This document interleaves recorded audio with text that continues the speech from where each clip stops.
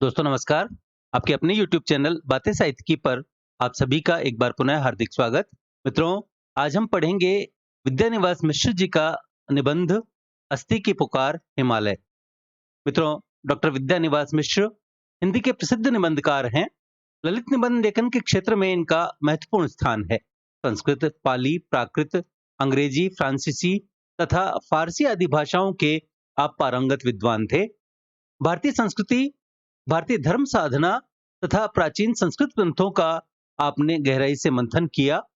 प्राय 3 प्रकार के निबंधों में आपका अगाध पांडित्य, असाधारण शास्त्र ज्ञान तथा लोक जीवन और लोक संस्कृत का संस्पर्श स्पष्ट देखा जा सकता है। अस्ति की पुकार हिमालय निबंध ललित निबंधों की श्रेणी में आता है। डॉक्टर द्वारिका प्रसाद सक्सेना आपके ललित निबंधों के संदर्भ में कहते हैं कि मिश्र जी ने अपने ललित निबंधों द्वारा हिंदी के निबंध साहित्य को अत्यधिक समृद्ध बनाया है। आपके ये निबंध गहन अनुभूति एवं चमत्कार पूर्ण अभिव्यक्ति के ही भंडार नहीं है, अपितु इनमें लेखक ने समसामयिक समस्याओं की ओर व्यंग्यपूर्ण संकेत करते हुए आधुनिक जीवन में व्याप्त विषमताओं के चित्र बड़ी तत्परता एवं तल्लीनता के साथ अंकित किए हैं। ये लेखक के मन की उन्मुक्त उड़ान को केवल अवकाश ही प्रदान नहीं करते, अपितु लेखक के व्यक्तित्व एवं कृतित्व में सन्निहित मुक्त आवेश को भी स्वर प्रदान करते हैं। मित्रों, आलोच्य निबंध में मिश्र जी ने यह स्पष्ट किया है कि हिमालय भारतीय जीवन प्रवाह का स्रोत है तथा समष्टि चैतन्य से इसका गहन संबंध है। मित्रों, मिश्र जी के निबंधों की विशेषताओं से संबंधित डॉक्टर रमाशंकर त्रिपाठी जी के विचार निम्नानुसार हैं। विद्यानिवास मिश्र आचार्य द्विवेदी की परंपरा में एक प्रख्यात नाम निबंधकार हैं। उन्होंने ललित निबंधों को प्राणिक प्रतिष्ठा प्रदान की है। क्या ही कथ्य और क्या ही अभिव्यक्ति, दोनों ही दृष्टियों से उन्होंने भारतीय मन, मेधा, मनीषा का भाव प्रभावी रूपायन किया है। अतः उनके निबंध भाव पक्ष एवं कला पक्ष दोनों ही दृष्टियों से महत्वपूर्ण हैं। आलोच्य निबंध में मानव की स्वार्थपरक आस्तिकता का चित्रण किया गया है। प्रस्तुत निबंध में लेखक ने मानव की स्वार्थपरक आस्तिकता पर व्यंग्यमयी बाणों से तीव्र प्रहार किया है। आज का सभ्य मानव भी कुंडली दिखाता है, ग्रहों को प्रसन्न करने के लिए रत्न धारण करता है और हनुमान जी को प्रसन्न करने के लिए मंगलवार को मंदिर में लड्डू चढ़ाने जाता है। इतना ही नहीं, वह देवताओं का दरबार करता है, मनौती मांगता है, लेकिन यह सब उसका दिखावा और ढोंग मात्र है। ये सभी कार्य वह अपने कार्यों को पूर्ण करने के लिए स्वार्थ पूर्तिवश करता है। मित्रों, प्रस्तुत निबंध में सांस्कृतिक मूल्यों का विघटन भी दिखाया गया है। मिश्र जी कहते हैं कि जब से पाश्चात्य संस्कृति का आयात इस देश में हुआ है, तभी से भारतीयों ने अपनी संस्कृति को तिलांजलि दे दी है। सभी इस संस्कृति को बासी कहकर इससे विमुख हो रहे हैं। इसका परिणाम यह निकल रहा है कि मानव अपने मानवीय मूल्यों को भुला बैठा है और अनैतिक कार्यों में संलग्न हो रहा है। हिमालय वास्तव में भारतीय जीवन प्रवाह का स्रोत है, हमारी संस्कृति का प्रतीक है, किंतु वैज्ञानिक युग के कारण मानव को हिमालय की पुकार सुनाई नहीं पड़ती। इसका कारण यह है कि हम अपनी संस्कृति को भुलाकर पाश्चात्य समीकरण की दुनिया में प्रवेश कर गए हैं। प्रस्तुत निबंध में मिश्र जी शहरों में व्याप्त ध्वनि प्रदूषण की समस्या की ओर भी ध्यान आकर्षित करते हैं। वे कहते हैं कि स्वर्गीय राहुल सांकृत्यायन जी को तो हिमालय की पुकार सुनाई देती है, लेकिन मुझे ही नहीं, मेरे आस पड़ोस के व्यक्तियों को भी यह आवाज सुनाई नहीं देती। मुझे हिमालय की आवाज शहरों में व्याप्त ध्वनि प्रदूषण के कारण सुनाई नहीं पड़ती। मिश्र जी कहते हैं, पर मुझे यह बुलावा नहीं मिलता, या शायद मिलता है, मुझे सुनाई नहीं पड़ता। सुनाई न पड़े इसके लिए शहरों में काफी सरंजाम है। पान की दुकानों पर अहर्निश बजते रेडियो, यांत्रिक वाहनों की चिल्लपों, जुलूसों की अर्थहीन नारेबाजी, ध्वनि विस्तार यंत्रों के द्वारा प्रसारित हरिनाम संकीर्तन और संगीत का बुखार उतारने वाली फिल्मी धुनों का वृंदगान और बच्चों के स्कूल से उठती हुई मछली हट्टे का शोरगुल। अतः लेखक ने प्रस्तुत निबंध के माध्यम से विकराल रूप धारण कर रहे ध्वनि प्रदूषण की समस्या की ओर हमारा ध्यान आकृष्ट किया है। मित्रों, प्रस्तुत निबंध में पारिवारिक संबंधों में तनाव पर चर्चा की गई है। वर्षों पहले भारतीय परिवारों में जो आत्मीयता, स्नेह, सौहार्द था, वह अब बिल्कुल समाप्ति के कगार पर है। वर्तमान समय में परिवारों का खंडन हो रहा है। सभी व्यक्ति अकेले जीवन व्यतीत करना चाहते हैं। इस समस्या को आलोच्य निबंध में उठाते हुए मिश्र जी कहते हैं, कहाँ का कुल, कहाँ का कर्ता। कुल के नाम पर अनगिनत तनाव हैं, सास बहू के बीच, देवरानी जेठानी के बीच, और हर तनाव के बाद एक टूटन है। मित्रों, इस समस्या का मूल कारण मिश्र जी ने धन को माना है, इसलिए धन के महत्व को नकारते हुए इसे विवाद का केंद्र बिंदु स्वीकार करते हैं।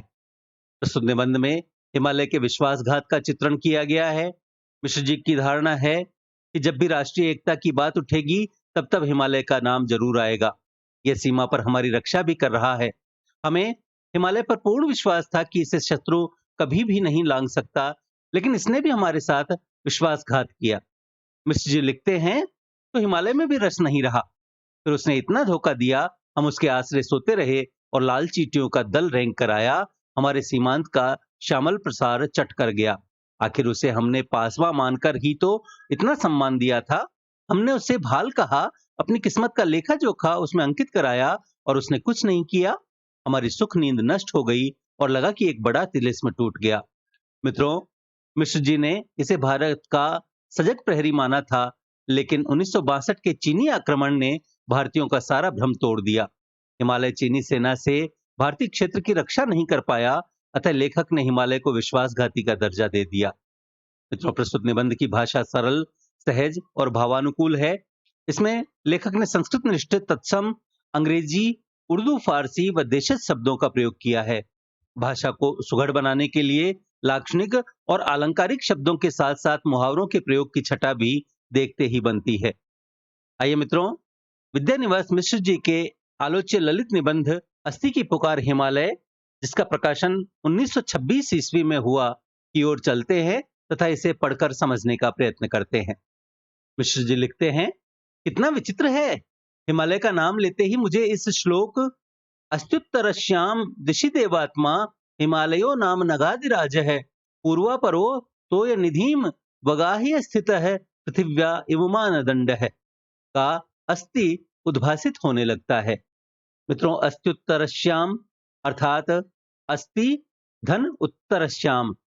अस्थि अर्थात है, उत्तरश्याम दिशि अर्थात उत्तर दिशा में, देवतात्मा अर्थात देवतागण जिसकी आत्मा है, नगाधिराज अर्थात पर्वतों का राजा, पूर्वापरो अर्थात पूर्व और पश्चिम, तोय निधिम अर्थात समुद्रों को, वगाह्य अर्थात प्रविष्ट होकर, पृथिव्याम अर्थात पृथ्वी के, और एव मानदंड है अर्थात मानदंड के अनुसार या मापने के दंड के अनुसार।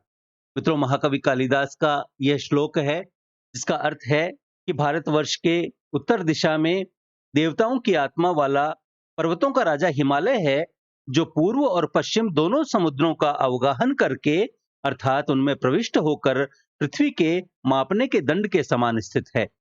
मित्रों, तात्पर्य यह है कि हिमालय का विस्तार ऐसा है कि वह पूर्व और पश्चिम दोनों दिशाओं के समुद्रों को छू रहा है। मिश्र जी कहते हैं कि संस्कृत भाषा में वैसे अस्थि क्रिया के बिना वाक्य पूरा हो जाता है। हिंदी या अंग्रेजी की तरह अस्थि की समानार्थक क्रिया देने की व्यवस्था नहीं है। तब क्यों यह अपार्थ अर्थात अर्थहीन या निरुद्देश्य अस्थि का आग्रह, वह भी कालिदास के द्वारा? कालिदास शब्दों में मितव्ययी इस तरह शब्द बिखेरते नहीं, और अभी अपने अंतिम ग्रंथ का पहला श्लोक लिखने जा रहे हैं और बिना जरूरत अस्थि की झक सिर पर सवार हो गई। मित्रों, झक सिर पर सवार होना अर्थात जिद पकड़ना, तो कहीं कुछ गड़बड़ है। कहां? हिमालय में या कालिदास में, या शायद हिमालय और कालिदास की धरती में? इसका अनुसंधान करना चाहिए। मित्रों, मिश्र जी कहते हैं, हिंदी और अंग्रेजी में अस्थि क्रिया नहीं देनी है तो उसकी समानार्थक क्रिया देकर ही काम चलाया जा सकता है, जबकि संस्कृत में ऐसा नहीं है। तब लेखक क्यों व्यर्थ की अर्थहीन अस्थि के पीछे लगा हुआ है? कम शब्दों से ही अपने मंतव्य को स्पष्ट करने वाले कालिदास के श्लोक में अस्थि जैसे अर्थहीन शब्द का क्या प्रयोजन हो सकता है? कालिदास, जो कि अपने काव्य में व्यर्थ के निरर्थक शब्दों का प्रयोग नहीं करते, लेकिन अंतिम कृति के प्रथम श्लोक में ही अस्थि जैसे निरर्थक शब्दों का प्रयोग कर रहे हैं, तो अवश्य ही इस शब्द के पीछे कोई न कोई रहस्य है। यह रहस्य किसमें है, यह खोज करना आवश्यक हो गया। आगे मिश्र जी कहते हैं कि बरसों हुए स्वर्गीय राहुल जी के साथ रहने का सुयोग प्राप्त हुआ था। मित्रों, यहाँ राहुल जी अर्थात राहुल स्वांकृत्ययन जी, एकाएक उन्हें बीच में कभी बेकली होने लगती थी। बेकली होना अर्थात बेचैनी होना। विद्यानिवास जी, हिमालय मुझे बुला रहा है, काम समेटिए, अब यहाँ काम नहीं होगा। ऐसे वज्र नास्तिक आदमी को यह बुलावा क्या बात है? आखिर हिमालय देवतात्मा है, गीता के अनुसार साक्षात भगवान वासुदेव का विग्रह है, अर्थात विस्तार है, फैलाव है, स्थावराणाम हिमालय है। मित्रों, श्री कृष्ण गीता के 10वें अध्याय के 25वें श्लोक में कहते हैं कि मैं स्थावरों में हिमालय हूं। संपूर्ण श्लोक में कृष्ण कहते हैं, मैं महर्षियों में भृगु और शब्दों में एक अक्षर अर्थात ओमकार हूं। सब प्रकार के यज्ञों में जप यज्ञ और स्थिर रहने वालों में हिमालय पहाड़ हूं। यहाँ मिश्र जी उसी श्लोक का उदाहरण दे रहे हैं। मिश्र जी कहते हैं, उस हिमालय को बुलावा ही भेजना हुआ तो पहले राहुल जी को ही भेजना था, पर नहीं, शायद हिमालय को अपने देवत्व से अधिक अस्थि पर श्रद्धा रखने वाले का ख्याल है और राहुल जी इस अस्थि में विश्वास करते थे, क्योंकि वे हिमालय को भारतीय जीवन प्रवाह का स्रोत मानते थे। इस जीवन प्रवाह में भाषा, संस्कृति, समाज चेतना, ऐसा सभी कुछ शामिल है जिसका समष्टि चैतन्य से संबंध हो। राहुल जी के लिए जीवन भर हिमालय भूत नहीं, भविष्यत नहीं, केवल अस्थि रहा। केवल हिमालय ही नहीं, हिमालय की प्रतिकृति संस्कृत भाषा भी उनके लिए अस्थि रूप थी। उस भाषा के मूर्धन्य कवि कालिदास अस्थि रूप थे। हिमालय की छाया में बसी हुई सामान्य जनता शक्ति का अजस्र स्रोत थी। मैं समझता हूं इसीलिए हमारे जैसे बहुत से आस्तिकों से वे कहीं ज्यादा आस्तिक थे। मित्रों, प्रस्तुत अंश में पंडित राहुल सांकृत्यायन जी की चर्चा करते हुए मिश्र जी कहते हैं कि राहुल जी हिमालय को भारतीय जीवन प्रवाह का स्रोत मानते हैं, क्योंकि वे हिमालय को सांस्कृतिक चेतना का प्रतीक स्वीकार करते हैं। वे रीति रिवाज, परंपराएं और भाषा आदि सभी का हिमालय से गहन संबंध मानते हैं। उन्होंने अपने जीवन में हिमालय को भूत और भविष्य की दृष्टि से नहीं देखा, बल्कि उनके हिमालय के प्रति गहन श्रद्धा और आत्मीयता रही है। इसके साथ साथ देव भाषा संस्कृत के प्रति भी वे सम्मान रखते थे, क्योंकि संस्कृत भाषा यहीं पर उत्पन्न हुई थी। अतः उन्हें इस भाषा में हिमालय का प्रतिबिंब दिखाई पड़ता था और इसी भाषा के प्रकांड कवि कालिदास भी सम्मानीय थे। हिमालय की छाया में बसी भारतवर्ष की समस्त जनता भी उनकी शक्ति का निरंतर बहने वाला स्रोत थी। मिश्र जी कहते हैं कि हमारे जैसे बहुत सारे आस्तिकों से ज्यादा राहुल सांकृत्यायन आस्तिक थे। आगे मिश्र जी कहते हैं, मैंने भी कुमार संभव पढ़ा है, हिमालय की कथाएं पढ़ी है, हिमालय राजा की कहानी अर्थात लोक कथा सुनी है, पर मुझे यह बुलावा नहीं मिलता, या शायद मिलता है, मुझे सुनाई नहीं पड़ता। सुनाई न पड़े इसके लिए शहरों में काफी सरंजाम अर्थात प्रबंध या व्यवस्था है।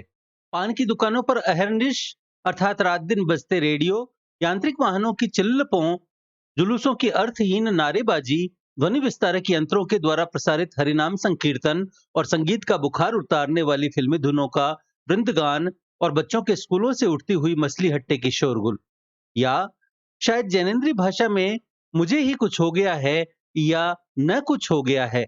मुझे ही क्यों, मेरे अड़ोसी पड़ोसी सबको ही तो यह हो गया है कि हिमालय या किसी भी अस्थि की पुकार नहीं सुनाई पड़ती। मित्रों, लेखक प्रस्तुत अंश में शहरों में व्याप्त ध्वनि प्रदूषण की चर्चा कर रहे हैं।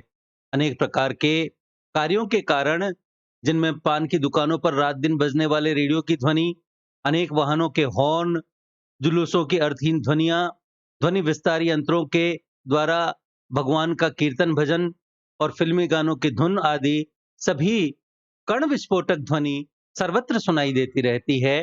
इसके अलावा स्कूलों में बच्चों के समूह गान की ध्वनि प्रत्येक स्थान पर सुनाई देती है। इस शोरगुल में लेखक को हिमालय की ध्वनि सुनाई नहीं पड़ती। जिस प्रकार जैनेन्द्र लिखते हैं कि मुझे कुछ हो गया है या न कुछ हो गया है, लेखक को भी लगता है कि मुझ में कोई शारीरिक दोष आ गया है जिसके कारण वह ध्वनि मुझे सुनाई नहीं पड़ती। लेकिन साथ ही वह यह भी कहते हैं कि यह ध्वनि मुझे ही नहीं, मेरे आस पड़ोस में रहने वाले व्यक्तियों को भी सुनाई नहीं देती। आगे मिश्र जी कहते हैं कि वैसे अपनी ओर से हम सब आस्तिकता का पूरा निर्वाह करते हैं। अपने को अत्याधुनिक लगाने वाले भी कुंडली दिखाते हैं, ग्रहों को प्रसन्न करने के लिए रत्न धारण करते हैं, और किसी मंदिर में जाए न जाए पर हनुमान जी के यहाँ लड्डू चढ़ाने मंगलवार को जरूर पहुंच जाते हैं। हम गाहे बगाहे देवताओं का दरबार करते हैं, मनौती मानते हैं, इंडियन कल्चर की बात करते हैं, अशोका कालिदास को भी कृतकृत्य करते रहते हैं, पर यह सब भुलावा है, छल है। हम देवताओं को अफसर या नेता और अफसर या नेता को देवता मानते हैं। हम थान पूजते हैं। थान अर्थात देवता का स्थान। माई का हो, ब्रह्म का हो, तेलिया मसान का हो, अंगिया बीर का हो, लंगोटी वाले का हो या नंगे का हो, हम देवता नहीं पूजते क्योंकि देवता की महिमा उसके थान को पाकर है, जैसे नेता या अफसर की महिमा उसकी कुर्सी को पाकर है। हम जानते हैं कि अभी कल जिसके 7 पुरखों को हमने एक सांस में तारा था, उसी की कुर्सी पर बैठते ही जब आरती उतार रहे हैं, तो वह भी हमारे भक्ति भाव का मर्म जानता होगा। पर साथ ही हम दोनों भली भांति समझते हैं, यही जनतंत्र है, ऐसे ही सब चलता है। हमारी नजरों में एकनिष्ठ श्रद्धा कोई मूल्य नहीं रखती। क्षण क्षण नया नया रूप धारण करने वाली श्रद्धा ही वास्तविक युग श्रद्धा है। मित्रों, मिश्र जी कहते हैं कि वर्तमान में प्रत्येक व्यक्ति दूसरे व्यक्ति के पद या कुर्सी को देखकर उसे सम्मान देता है। हर व्यक्ति स्वार्थ की भावना से ग्रस्त है। अधिकारी या नेता भी इस बात से अच्छी तरह परिचित हैं कि जब तक उसे यह पद नहीं मिला था, तब तक जो व्यक्ति अब खुशामद कर रहे हैं, वे ही उस समय गालियां देते थे। दोनों ही एक दूसरे के वास्तविक रूप से परिचित हैं। दोनों ही अवसर का फायदा उठाते हैं। स्वार्थी जनता और पद के आसक्त नेता दोनों एक दूसरे के मनोभावों से परिचित होते हैं। भारतीय जनतंत्र में ऐसा ही होता है। कोई भी व्यक्ति किसी दूसरे के प्रति एकनिष्ठ श्रद्धा भाव नहीं रखता। जनतंत्र में अवसरवादिता के कारण प्रतिपल नया रूप धारण करने वाली श्रद्धा ही युग श्रद्धा है, अर्थात जिसके पास पद है, ताकत है, साधारण व्यक्ति उसी के प्रति श्रद्धावनत हो जाता है और पद और ताकत जाते ही अवसर का फायदा उठाकर किसी दूसरे तक पहुंच जाते हैं। यही आज के युग की श्रद्धा है। आगे मिश्र जी कहते हैं कि इसी पैमाने पर हम देवता को भी नापते हैं। हर देवता का एक स्थान होता है। भारतवर्ष की राष्ट्रीय एकता की बात करनी होगी तो वहां नगाधिराज हिमालय का नाम जरूर लेना चाहिए। 2-4 सूखे अनधुले अनरंगे रश्मि अच्छत अर्थात चावल चढ़ाने ही होंगे, या पहले के चढ़ाए अच्छत ही फिर चढ़ाएं, कोई हर्ज नहीं। अगर हिंदुस्तान की जनता से त्याग के लिए अपील करनी होगी तो श्रीमद् भगवत गीता से उद्धरण देना ही होगा। उस स्थान के नाते भगवान कृष्ण को भी 5 सुपारी भेंट की जाएगी। अगर हिंदुस्तान की नारी को भुलावा देना होगा तो शक्ति की आराधना के बोल निकालने ही होंगे। पर थान या परोजन अर्थात प्रयोजन के बाहर देवता न कुछ हो जाते हैं और फिर उनमें रस नहीं रहता। तो हिमालय में भी रस नहीं रहा। फिर उसने इतना धोखा दिया, हम उसके आसरे सोते रहे और लाल चींटियों का दल रेंग कर आया, हमारे सीमांत का श्यामल प्रसार चट कर गया। आखिर उसे हमने पासबा मानकर ही तो इतना सम्मान दिया था। मित्रों, पासबा अर्थात रक्षक या रक्षा करने वाला। हमने उसे भाल अर्थात माथा कहा, अपनी किस्मत का लेखा जोखा उसमें अंकित कराया और उसने कुछ नहीं किया। हमारी सुख नींद नष्ट हो गई और लगा कि एक बड़ा तिलिस्म टूट गया। कैसा नगपति, कैसा विशाल। मित्रों, प्रस्तुत अंश में मिश्र जी लाल चींटियों की बात करते हैं। लाल चींटियों से तात्पर्य चीनी आक्रमण से है। लेखक अपनी व्यथा को स्पष्ट करते हुए कहते हैं कि हिमालय पर्वत की रसमयता समाप्त हो गई है। हमारी दृष्टि में आज हिमालय का वह महत्व नहीं रहा क्योंकि हमने उसे अपना प्रहरी, अपना रक्षक माना और इसी भरोसे हम निश्चिंत होकर सो गए। लेकिन चीन के सैनिकों ने हमारे उस प्रहरी को लांघकर सीमा में घुसकर कुछ भागों पर अधिकार जमा लिया। हमने हिमालय को अपने पड़ोसी जैसा सम्मान दिया, उसे भारत का मस्तिष्क कहा और अपनी किस्मत का लेखा जोखा उसमें अंकित करवाया, लेकिन उसने कुछ नहीं किया। वह भारत की सुरक्षा नहीं कर पाया। मित्रों, 1962 के चीनी आक्रमण से पहले हिमालय को प्रहरी के रूप में मानकर चैन की नींद सोया करते थे, लेकिन चीनी आक्रमण से वह नींद टूट गई और अब ऐसा लगा मानो हम जादू के भ्रमचाल से निकलकर यथार्थ के धरातल पर पहुंच गए हैं। यह पर्वत इतना विशाल और सर्वश्रेष्ठ होने पर भी हमारी रक्षा नहीं कर पाया। आगे मिश्र जी कहते हैं कि यह तो कहिए उन चींटियों की मेहरबानी कि उन्होंने 2-4 अंडे भर इधर उधर लुढ़का दिए, पर खुद जायका लेकर वापस रेंग गई। बस आतंक जमा गई। हमने करवट बदली और फिर नींद आ गई। लगा एक दुस्वप्न था, गुजर गया। उसका असर कम करने के लिए हमने ढेर सी कविताएं लिखी और असर कम होना था, कम हो गया।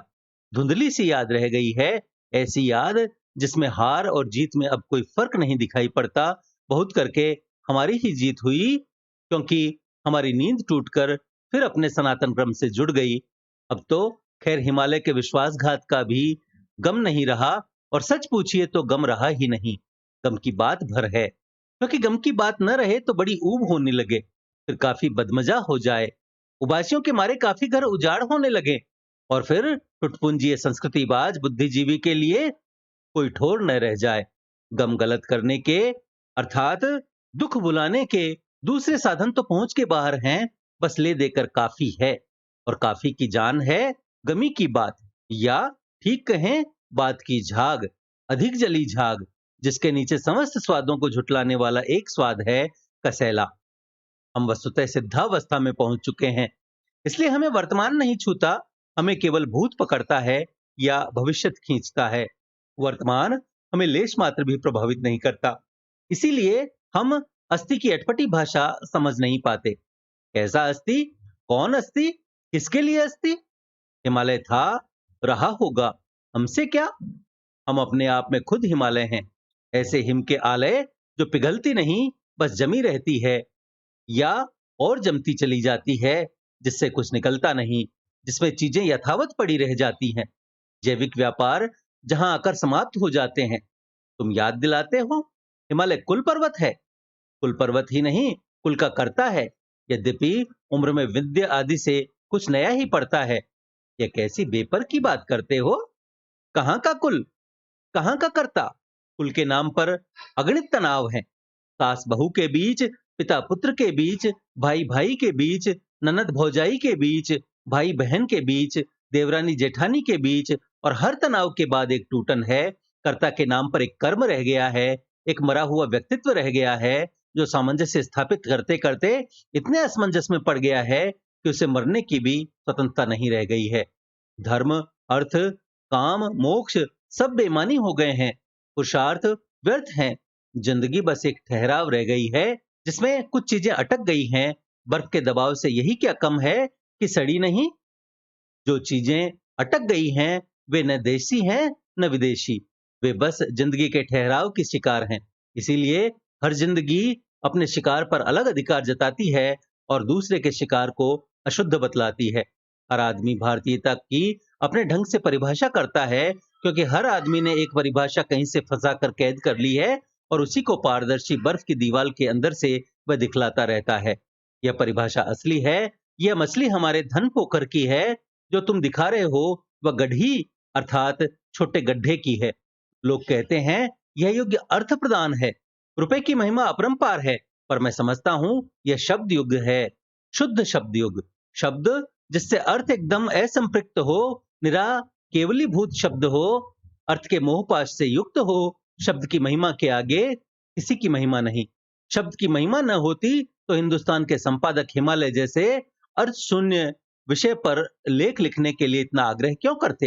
हिमालय एक शब्द है, हिंदुस्तान एक दूसरा शब्द है, और हिंदुस्तान का हिमालय परस्त लेखक एक तीसरा, पाठक एक चौथा। चारों शब्द हैं, इसलिए एक दूसरे से जुड़े हुए हैं। अगर ये अर्थ होते तो इनमें आपस में लगाव होता, टकराव होता, झगड़े होते, कोई टूटता, कोई तोड़ता, पर इन शब्दों की यही तो खसूसियत अर्थात विशेषता है कि ये बड़े मासूम हैं। ये एकता में विश्वास करते हैं, एक रसता में विश्वास करते हैं। इनमें आपस में कभी कोई तनाव होने की संभावना ही नहीं। अब तुम पूछोगे, और अस्थि? अस्थि भी निरा शब्द है या नहीं? तो क्या कहूं, यही तो एक कांटा है जो बराबर चुभता रहता है, लाख कोशिश करने पर भी निकलता नहीं। मैं भूलना चाहता हूं कि कुछ हूं, कै या खे या गै, क्योंकि कै हूं तब भी दारुण विपत्ति, खे या गै हूं तब भी संकट।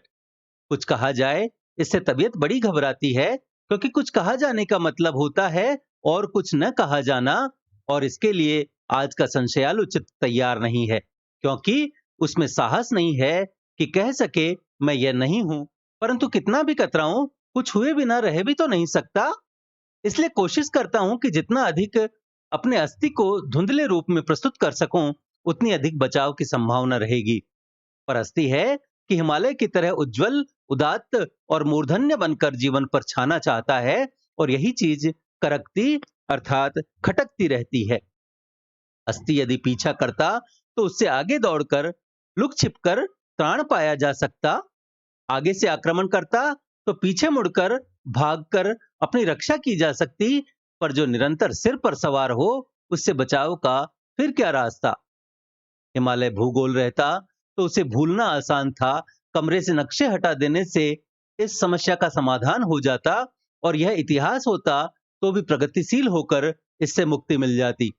यह अगर केवल चौकीदार होता तो नींद की गोली से इसके परवल की पुकार से छुट्टी मिल जाती। पर यह न भूगोल है, न इतिहास है, न भूगोल या इतिहास का प्रहरी। यही तो बस है, मात्र अस्थि है, न भूत न भविष्यत।